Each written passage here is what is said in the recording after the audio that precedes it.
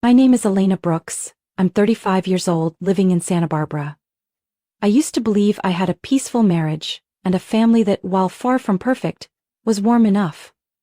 That is, until one fateful morning, when I came home earlier than expected and saw my husband in bed with my sister. They didn't flinch, didn't panic, they just looked comfortable, as if this wasn't the first time. Have you ever been betrayed by both the person you love and your own flesh and blood? If you have, I hope you'll share your story in the comments. I truly want to hear it. And don't forget to like, subscribe, and share this video if you believe what I'm about to tell deserves to be heard. Because after that moment, I was no longer the woman they thought they could manipulate. I know many people will ask, how did you not see it sooner? The truth is, I've asked myself that same question. But to understand why, you'll need to know a bit more about Natalie, my sister. Since we were kids, Natalie had that kind of charm that made people forgive her, even when they knew they were being used. She had big doll-like eyes, a radiant smile, and a voice sweet as sugar melting in warm water. My mom used to say that girl was born to be loved. And me? I was born to understand. When I was 15, Natalie skipped school to see a movie and dropped her phone in the toilet. I got blamed for not watching her closely. When I graduated college, Natalie took my car to a party, crashed it, and dented the front. My parents said, it's an old car anyway, don't be mad at her. And I got used to carrying the consequences, so used to it that I didn't even question why I always had to step back so she could step forward. 6 years ago, our mother passed away after a long battle with cancer that lasted nearly a year. I turned down a design project in Texas to stay and care for her, then stayed on to take care of our father, who completely fell apart after losing his wife. Meanwhile, Natalie flew to New York just 2 weeks after the funeral. She said she needed to find herself. The last thing my mother said to me was, "Elena, never let anyone take the kindness out of you." I don't know if she meant Natalie when she said that, but I know I tried my best to live by those words, even when they blinded me. When I met Grant, he was the lead engineer on a major city infrastructure project. Quiet, composed, a bit aloof, but I figured that came from a tough breakup in his past. Grant wasn't the kind of man who smiled easily, but he listened, and he never faked it. At first I was afraid he wasn't interested in me, but then one night after I came home late from a client meeting, I found him sitting on my porch with 2 cups of hot coffee and a brownie. He said, "I'm not great at showing emotions, but I like you, and I want to try, for real." I believed him. We got married after 2 years of dating. Nothing extravagant, no grand wedding. Just family and a few close friends. Natalie was my maid of honor. She wore a silk blue dress, held a bouquet of tulips, and said during the reception, "I've never seen my sister this happy. Grant is the first man who makes her smile without even trying." She spoke so beautifully, it brought me to tears. Looking back, I'm not sure those tears were truly about my own happiness. After the wedding, Natalie didn't stay. She went back to New York, changed jobs, changed boyfriends, and sometimes called me late at night saying, "Do you ever feel like every choice you've made was the wrong one?" I'd often tell her, if you ever need a place to pause, you can come back here. This house will always have space for you. And Natalie did come back 3 times in 3 years. Each stay lasted a few weeks, once after our mom passed, once after a breakup, and once when she said she wanted to reset her life. Grant didn't like it. He never said it outright, but I saw it in his furrowed brows and those gentle remarks that cut like blades. "She lives too recklessly. I've never met someone 30 years old who still thinks life is a game. Are you sure Natalie's not taking advantage of your kindness?" I used to get angry about that. I thought he was judging my sister without understanding her. Once, after Natalie left the second time, I told Grant, "I wish you'd be softer with my sister." He replied, "I hope you don't stay soft long enough for your sister to turn on you." I was furious. I thought he was being paranoid. I said, "She's Natalie, my sister. You don't know what family means." Now I realize maybe he didn't answer me that night because he already knew Natalie better than I did. There was a time Natalie briefly dated David Steele, my ex from college. David and I had ended things amicably, no drama. But a few months later I stumbled upon a photo of the two of them, hand in hand, at a college alumni event. When I asked Natalie about it, she said, "I didn't know you were that serious with him. But I really like him. I'm sorry if you feel betrayed." I always forgave her, but what I never forgot was that Natalie never asked before stepping into my life. She always assumed she could show up whenever she wanted, and I'd always open the door. And that's why I didn't suspect a thing. I thought if I could forgive her for dating my ex, surely she wouldn't do something like this with the man I loved most in the world. I thought Grant would be the last person to ever get pulled into Natalie's reckless whims. I was wrong. And the cost of being wrong was standing there, frozen, as the sister I once held in my arms after every heartbreak, held tightly to the man I had once called my forever. I don't remember how long I had been driving.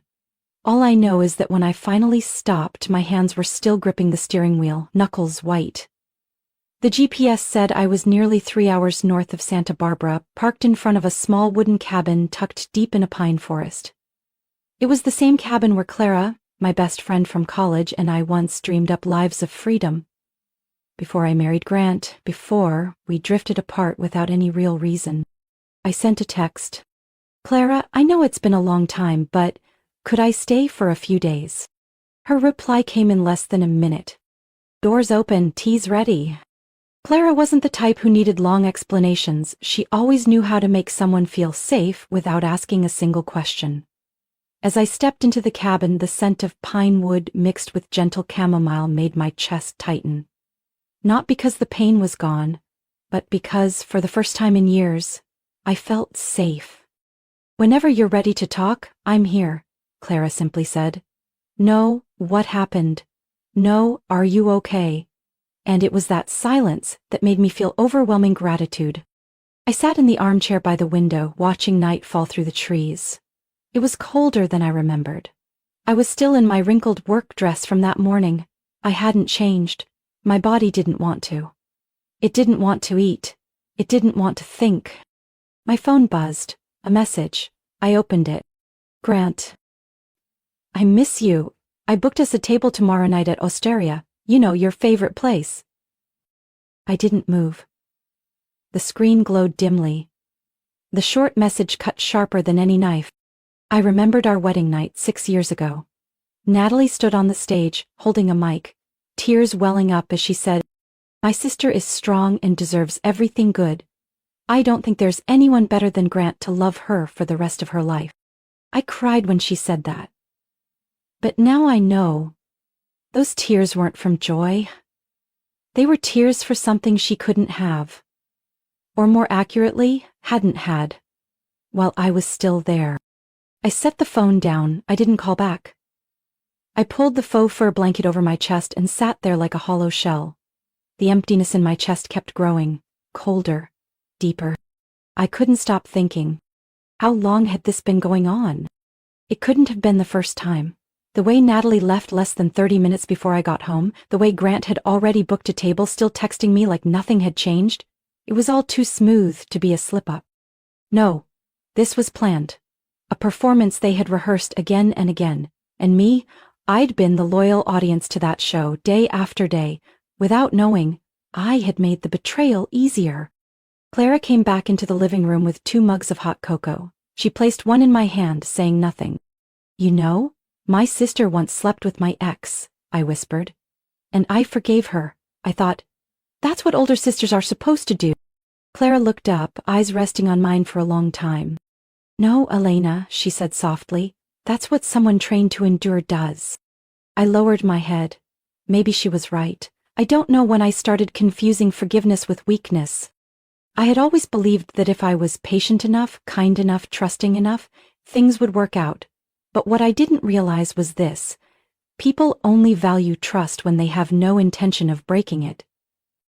That night, I lay on Clara's creaky wooden bed, staring at the faint light across the ceiling. The question kept circling in my head. If they could do this to me, who can I ever trust again?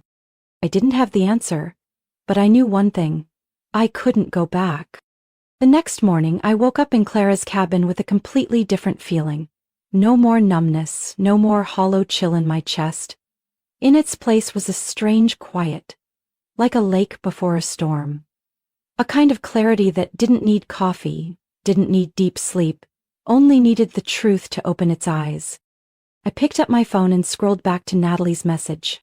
Just 6 words, but enough to erase 7 years of marriage, enough to undo 35 years of being her older sister, enough to teach me one final lesson.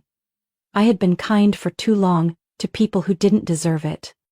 After breakfast with Clara, or more accurately, after pushing around eggs on a plate I didn't touch, I stepped onto the cabin's porch and called Marianne Wexler, the family attorney who helped me with my mother's estate years ago. Marianne was in her 60s, with ash-gray hair and a voice so steady you could never tell whether she was angry or about to win a trial. She answered on the second ring. "Elena?" Her voice came through like a slow drop of rain. "No shock, only gravity. What made you call me on a Sunday morning?" "I need you, not to protect an inheritance this time, but to reclaim my dignity." There was a pause, then Marianne said slowly, "Meet that line sounds familiar. Let's meet. 4 p.m. Bring whatever you've got." I drove back to Santa Barbara by early afternoon. Along the way, I stopped at a roadside cafe, sat alone by the window, and opened my laptop. I logged into our shared financial account. Everything looked fine. Expenses seemed normal. Our savings account still had nearly $200,000. Long-term investments hadn't changed much. But I studied the big picture. I looked closer at the smallest details, and I saw it. A transfer from 3 weeks ago. $50,000 moved from the retirement account to an account labeled N&B Ventures LLC. I'd never heard of it. I searched it. The company was registered under Natalie Brooks, and the B in the name could easily stand for Grant Brooks, my husband. I bit my lip, not out of pain but disgust. They hadn't just betrayed me emotionally, they had started merging finances, planning a future together, while I was still paying half the mortgage each month. I arrived at Marianne's office at 3:45. Her office was on the 9th floor of a glass building overlooking the beach. Everything inside was tidy, classic, and precise, just like her. "I need evidence," she said after I explained everything from the beginning. "Feelings, suspicions, instincts. They mean nothing in court. Do you have anything?" I took out my phone, opened the texts, and pointed to those short, ruthless lines. "Enough to light the match," Marianne nodded.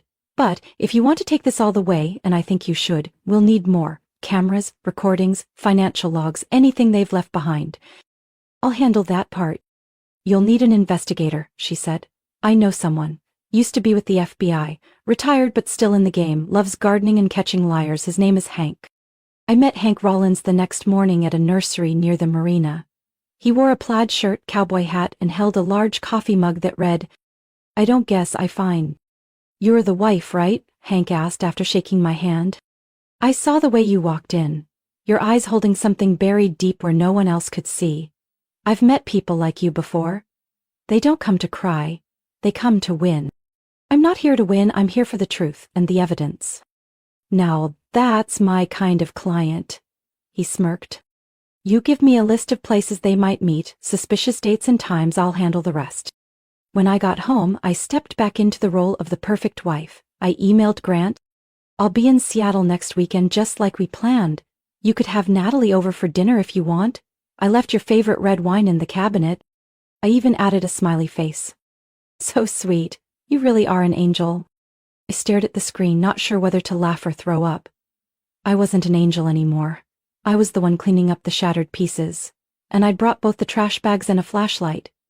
I entered the performance not to please anyone, but to tear down the curtain they thought I'd never dare touch. 3 days after returning home, everything started unfolding exactly as I'd predicted, and Hank got to work in the only way he knew. Quiet, precise, and ruthless, like someone who'd spent 3 decades hunting down federal fugitives.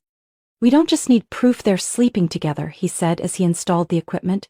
"We need to know when, where, and what they say when they think no one's listening." Hank arrived at 10 a.m. on a weekday, posing as someone fixing the water system and upgrading home security. Grant had left early and I told work I was staying home. We had exactly 4 hours to turn the house into a silent, seamless trap. The first camera went in the dining room bookshelf, wedged between 2 oversized architecture books I kept for decoration. The angle covered the entire dinner table, where I knew they'd once again stage their little harmless dinners. The second camera was installed in the guest bedroom, where Natalie usually stayed when she dropped by for a few days. I didn't think they'd be bold enough to use the master bedroom, but I wasn't ruling anything out. Hank definitely wasn't. A smaller camera was placed in the back porch light to catch whether they entered from the side. Then came the audio. Tiny mics small enough to hide in chair legs or beneath table lamps. All of it routed to a secure, encrypted system Hank personally monitored. Friday night, I made a fake call to Grant while he was driving home. "I've boarded already, see you Monday, make sure to eat well, oh, and Natalie might drop by to pick up the documents I asked her to copy. Just let her in, okay?" His voice sounded instantly more relaxed. "Yeah, I'll take care of it, have fun, babe." I hung up, sitting alone in my car. Not at the airport but parked 3 blocks away from the house. Hank had warned me never to go back once the bait was set. "Let them believe you're not around," he'd insisted. "That illusion of safety? That's when people slip." He was right. At 9:42 that evening, I received Hank's first email. Subject: File 1 Dining Room, 9:37 p.m. I clicked. The screen lit up with a familiar sight. The oak dining table in the center of the room. The one my father had hand-polished and gifted me for my wedding. 2 glasses of red wine. And Grant, wearing the shirt I'd bought him last Christmas, pouring a drink for Natalie, who was smiling and saying, "Good thing she's gone. I can't stand that judging look every time I walk into this house." Grant chuckled, leaning toward her. "Elena won't suspect anything. She's always seen you as the kid who needed protecting." I felt like throwing up, but my eyes stayed locked on the screen.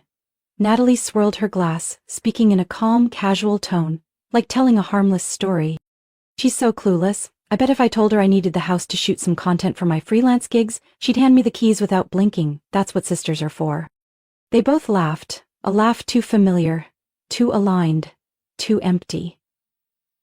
Then Grant took her hand and said, voice lower, "I think once the investment's finalized, I should talk to Elena. Gently, no drama."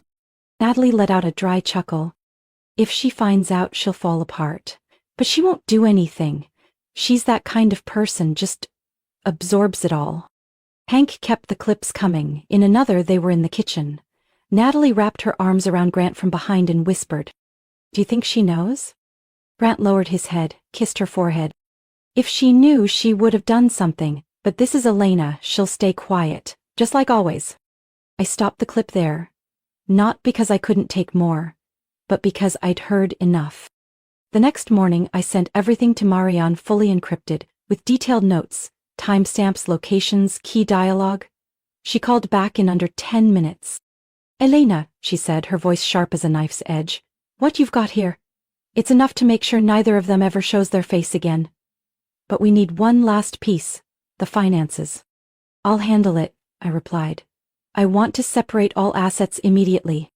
Marianne walked me through setting up a personal trust, moving all inherited assets from my mother into it, and legally separating my retirement fund from the joint account.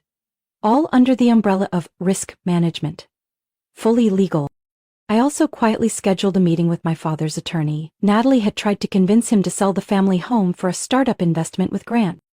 But I saw it coming. I explained everything to my father, step by step. He looked at me for a long time, then said only one thing. "I'll revise the will. That house was your mother's, and she would never forgive us if it ended up in Natalie's hands." I left the attorney's office that evening with a new copy of the amended will in hand, walking into the fading sunlight without any ache in my chest. I chose a calm weekend afternoon to host what I called a small family gathering at the beachside villa my parents once owned. A white house with cascading bougainvillea and a weathered stone fireplace. My mother's favorite place on earth. Every corner held memories. Her piano, the scent of baked apple pie, laughter between me and Natalie as children. And because of that, I knew, if there was a sacred place to shatter their illusion, it had to be here. I sent invitations to Grant and Natalie a week in advance, under the pretense of celebrating a successful seminar series in Seattle. Just a light dinner, I wrote. Family, a few friends, and a little story from my trip. I want everyone to witness this milestone. I used the affectionate way I'd always referred to myself in letters and messages, as if nothing had ever been broken. I invited my father too, who had grown quieter since our conversation. He no longer asked about Natalie or mentioned selling the house. I knew he was trying to rebuild trust in himself, just like I was. That evening, I wore a soft ivory dress and gentle makeup, armor made of silk and silence. I set the table in the garden, golden light slipping through the old trees. The grill was ready, wine chilled, and flowers arranged exactly as Mom used to love, white chrysanthemums with sprigs of lavender. The guests arrived smiling, former co-workers, my dad's friends, classmates from years ago. None of them knew what was coming. They thought I was marking a turning point in my career, a warm, thoughtful gathering. Natalie and Grant arrived last. Natalie wore a fitted moss green dress, the kind she once told me I was too old to wear but always chose when she wanted to stand out. Grant followed behind, as polished as ever, holding a small gift box, wearing a smile like nothing was wrong. Elena. Natalie hugged me, whispering, "You look radiant." "Thank you, so do you. You've always known how to shine." I let them blend into the crowd. I watched Natalie touch Grant's back as she laughed. I watched him lean in and whisper something that made them both giggle, like two lovers too familiar with hiding in plain sight. As dinner wrapped up, I invited everyone inside to the main living room, where I had already set up a projector. "I've got a short clip to share," I said, wineglass in hand, voice light as air. "Just a little memory from my recent trip. Sometimes you have to go far away to finally see who's really standing close." Everyone took their seats. Natalie chose the front row left side directly under the screen. Grant sat beside her. I stood next to the laptop and pressed play. The screen lit up with footage of our dining room, the wide camera angle clearly showing Grant pouring wine for Natalie. The laughter, the hand-holding, the glances passed between them like this was something they'd done 100 times before. The living room fell completely silent. The clip continued into the kitchen. Natalie looped her arm through Grant's, tilted her head and said, "She's so clueless. If I told her I needed this house to film TikToks for my freelance work, she'd just hand me the key." Grant replied with a kiss to her forehead. "She'll stay quiet like always." A friend sitting nearby muttered, "Oh my God." Finally, I stopped the video and turned back to the room. "My dear friends and family," I said, "I'm not sharing this to hurt anyone. I'm sharing it to close a chapter I've stayed in far too long blindly." No one spoke. Until my father, seated in the very back, stood. He leaned on his cane, stepped into the center of the room, and looked at Natalie for a long moment. "Natalie," he said, voice gravelly, "you are no longer my daughter." The room was still as stone. I could hear Natalie inhale sharply, then she sprang to her feet.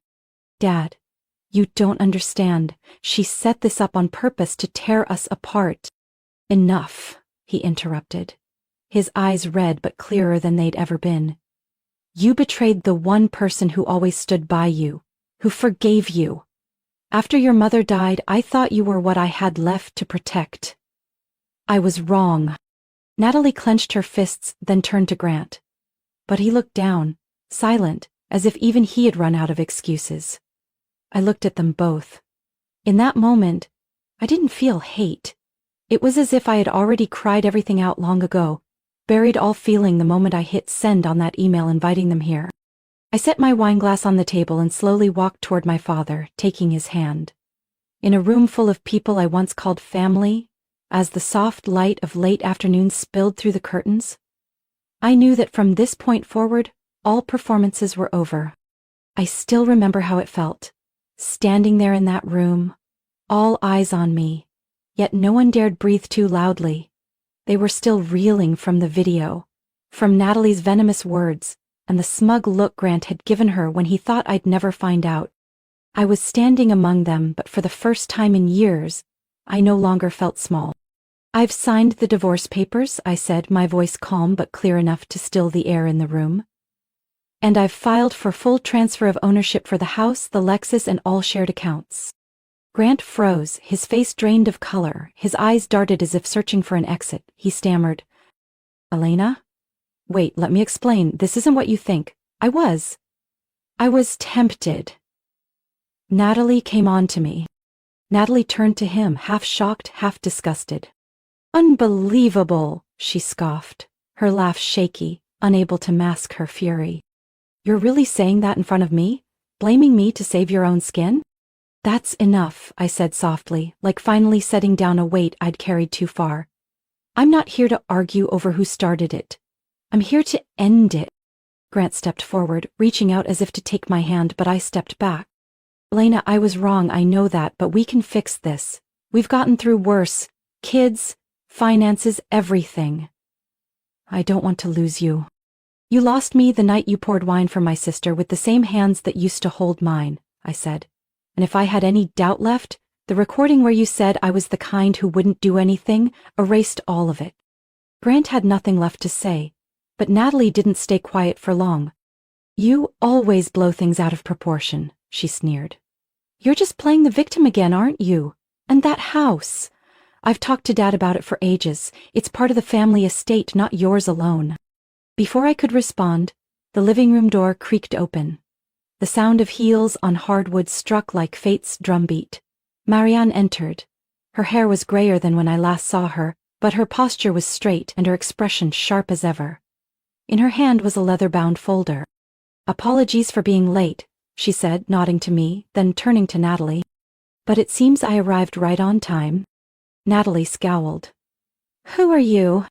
I'm Marianne Wexler, legal counsel representing Elena. She placed the folder on the table and continued, tone steady. And I advise you to read the civil suit filing that will be delivered to your residence early next week. Unless you'd prefer to receive the summons at your place of work. Natalie froze. Wait, what lawsuit? For ethical violations involving shared property within a family structure, exploitation of trust for financial gain, and direct conflict of interest regarding a retirement fund co-owned by my client. Her face paled. She turned. The performance was over. You're serious? Natalie whispered. You're suing me? I'm your sister. And you slept with my husband. In the house our parents left us. Did you really think I'd forgive you like always? The room remained breathless. I pulled another document from my bag and handed it to my father.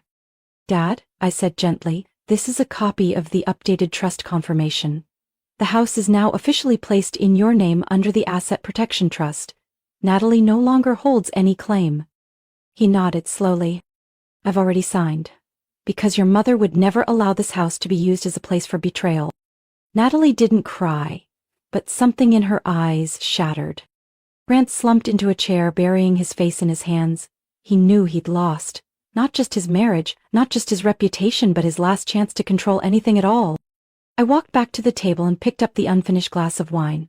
I held it like a reminder that every drop had once been poured to keep me blind, but no one could blind me anymore. I turned back, my voice still calm. You thought I'd bow my head. Thought I'd stay silent again, but this time, I'm not speaking for forgiveness. I'm speaking for justice. About a week later I received the first call. From an old colleague of Grant's, someone from the construction firm where he'd served as chief engineer. His voice was hesitant, almost apologetic. Elena, I wasn't sure whether I should call, but about Grant, everyone at the company knows. I froze for a second. Not out of shock, but from the strange feeling that comes when the truth you've carried in secret finally bursts into the open. Without your control. The company just ran an internal audit, he continued. Turns out Grant redirected a portion of the residential project budget to external investments, which was really some sort of venture family fund with Natalie. I could hear his pen tapping through the phone. The board doesn't want the scandal going public, so they let him resign voluntarily. But there might be a federal investigation if the auditors push it. I didn't ask any questions. I had already suspected something like this. I simply hadn't expected it to unravel so fast. 2 days later, I got an email from the real estate office where Natalie used to work. It was from a former supervisor, someone who had worked with me and Natalie on the historic neighborhood renovation project last year. She attached an internal memo with a brief note. Thought you should see this. I opened the file. It was a termination notice. The reason: serious breach of ethics and damage to organizational reputation. It went on to clearly state that Natalie's conduct had negatively impacted the workplace environment, client relationships, and professional credibility. When deceit unravels, it doesn't only destroy personal bonds. It collapses careers, reputations, and the carefully painted masks people wear. Ben sent me a shortened version of the dinner clip, shared anonymously on a design forum titled, "When Your Sister Sleeps with Your Husband and Thinks You'll Never Find Out." Below it were hundreds of comments. Most were outraged. Some simply said, "This woman stood up the right way." I didn't reply. I closed the screen and sat quietly on my front porch, watching the waves crash against the sand, not far from where I sat. I started therapy in the 3rd week after everything happened. My therapist was Denise Whitmore, over 60, with salt and pepper hair and a voice like warm earth. She didn't ask why I came. We began with just one question. "Today, who do you feel you are?" I said. "I'm not sure, but I know I'm no longer who I used to be." In the 3rd session, I brought up Natalie and my mother. Denise didn't interrupt. She nodded occasionally and said, "Go on." And for the first time, I told it all. Clearly, without breaking down. About the times I stepped back, stayed silent, the way my mother looked at me while her strength faded, still reaching for my hand, not Natalie's. "I think I learned to endure too early," I said. "You weren't wrong for enduring," she replied. "But it's wrong to believe that's all you're ever allowed to do." I sat there for a long time. Then I cried. Not for Grant, not for Natalie, but for the 16-year-old girl inside me, who was never allowed to be angry. I moved permanently into the beach house, where my mother once dreamed of opening a tiny art cafe. The house was old and the wooden floors creaked under every step, but the light was just as beautiful as it had been the last time she stood on the balcony and whispered, "If there's a next life, I hope I get to live somewhere like this." Planting lavender and teaching someone how to shape clay. I don't know if I'll open that cafe. But I started painting again. Small watercolors, pencil sketches. Then I tried my hand at ceramics. Clara visited one sunny afternoon. She brought apple pie and a bottle of red wine. "How long have you been living like this without telling me?" she scolded gently, then smiled. "I've never seen you this at peace." She lowered herself beside me, tasted the wine in silence, and turned with a knowing look. "And if one day, someone comes knocking on your heart again." I smiled, my gaze fixed on the sea. "Then I'll ask them if they're brave enough to live honestly, and if not, I'll let the waves carry them away." 3 months later, I officially opened the Drift Cafe, a small cafe nestled along the gentle slope leading to the beach, with pale lavender bushes out front, and the scent of toasted bread mixing with sea breeze each morning. The name Drift came naturally on a sleepless night when I stared at the ceiling and thought, I'm not sinking, I'm drifting, and this time in the direction I choose. I spent 2 months restoring my mother's old house by hand, preserving the honey-stained wood floors, repainting the walls in a soft ivory tone like morning mist, and repurposing every unfinished piece of furniture I once designed. The space was split in two. One half became the cafe, with 10 small wooden tables, the other a gallery for local handmade goods, woven lamps, hand-fired pottery, recycled wool rugs, and even my own paintings. Each piece had a story. I wrote them by hand and pasted them on the shelves, as if giving those objects their voices back after years of silence. At the same time, I started something else, a blog and podcast for women who had experienced betrayal. At first, it was just a personal journal, a place to release emotions. But the more I wrote, the more people read. Some emailed me their stories. Some messaged for advice. And eventually someone asked, "Why don't you record what you write? Your voice, your words, there's something in them that makes people feel heard." And that's how the podcast The Things I Should Have Said was born. 1 episode a week, I began sharing moments when I had stayed silent, forced a smile, pretended not to hear. Because I once believed love meant enduring. I didn't use a sharp voice. I spoke slowly in a low tone with deep breaths between memories. Listeners said it felt like sitting beside a fireplace hearing stories from an old friend. Stories they had buried too. One day, I received an email with no name, no signature. The subject line was simple. Thank you for not staying silent. The first line of the message made me freeze. I also lost everything because of Natalie Brooks. I read it again and again. The sender introduced herself briefly. Her name was Lara, ex-wife of a man I had once casually dated in college. David. The same David Natalie had later crossed paths with and later excused by saying, I didn't know you were serious with him. Lara wrote, I found your podcast last week and the moment you described your sister's smile sweet as sugar dissolving in warm water, I knew we were talking about the same person. Natalie once worked with me at an architecture firm in Boston. She was talented, magnetic. She didn't take my husband, Elena, but she took away my trust in myself. She didn't have to sleep with him to ruin my marriage. She only had to plant one seed. Are you sure he still loves you? And I, the weak one, let that doubt grow. Thank you for being the voice I never dared to raise. The words stayed with me long after I finished reading. Some people are born to be the repeating wound in others' lives. Unless someone finally says, that's enough. And if someone had to be the one to end that cycle, why not me? One afternoon, after cafe hours, Clara came by to help me clean up. We stacked the wooden chairs against the walls, wiped the counters, emptied the coffee pots, then sat by the window, watching the tide roll in. I listened to the latest podcast, she said.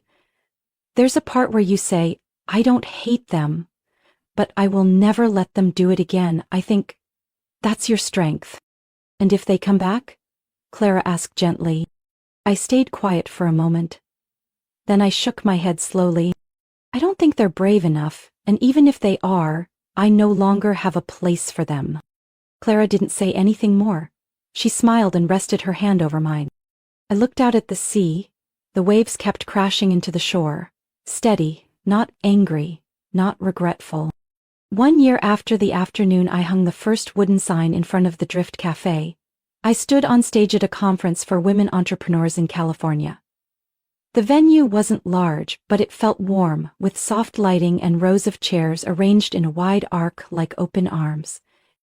I wasn't a trained speaker. I had never taken a public speaking class, but when the host introduced me as someone who turned pain into purpose, and the mic was handed over, I stepped forward without hesitation. The theme that day was, no one gets to write your ending for you. I took a deep breath, scanning the faces in the audience. Some were businesswomen, some artists. Some were teachers, single mothers, even a few high school girls sitting next to their moms. I knew I wasn't there to speak for them. I was simply there to tell my story. Like I always did.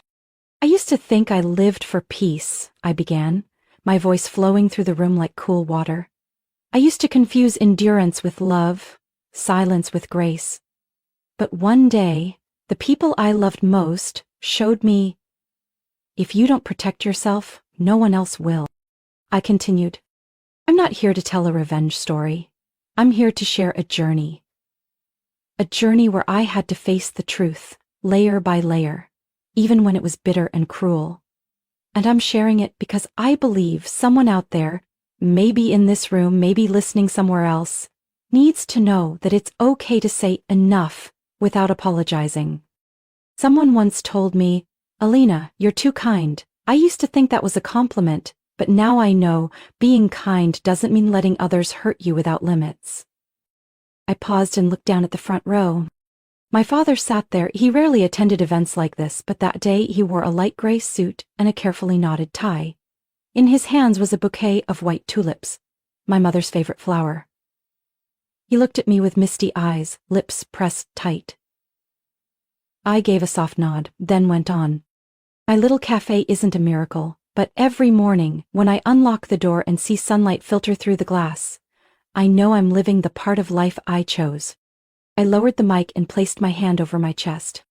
Thank you for listening to my story, and if you're standing at the crossroads of a loss, remember, we don't have to get revenge. We only have to return the truth to where it belongs. The applause wasn't thunderous, but there was warmth in it, a quiet recognition. As I stepped down from the stage, my father stood. He didn't speak right away. He simply held out the tulips. "Your mother would be proud," he said after a long pause. I took his hand, and in the soft light of the hall, for the first time in many years, I saw him lighter. As if both of us had finally laid down the weight of things we never named. Behind me, Clara raised her phone and recorded the moment. She smiled. "A memory worth keeping," she said, brushing a strand of hair behind my ear like an older sister would. I turned away from the stage. The lights above still glowed, but I no longer felt drawn to them. Behind me was everything that had collapsed: pain, betrayal, the feeling of being replaced without a right to fight back. But in front of me were women waiting to see where I'd go next. There was the cafe now, with local college students painting a mural titled Healing. There were the podcast episodes I hadn't recorded yet. The stories I still owed myself.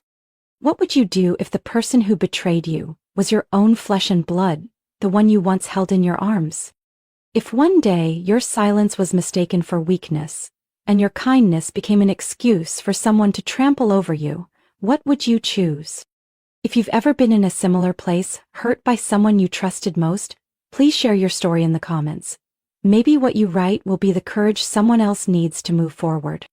And if you believe this story was worth hearing, follow the channel, because more journeys are coming. Journeys of women who dared to confront, to choose again, and to live on their own terms. Because in every family, every relationship, and every crack, there is a story waiting to be told. With fairness and humanity.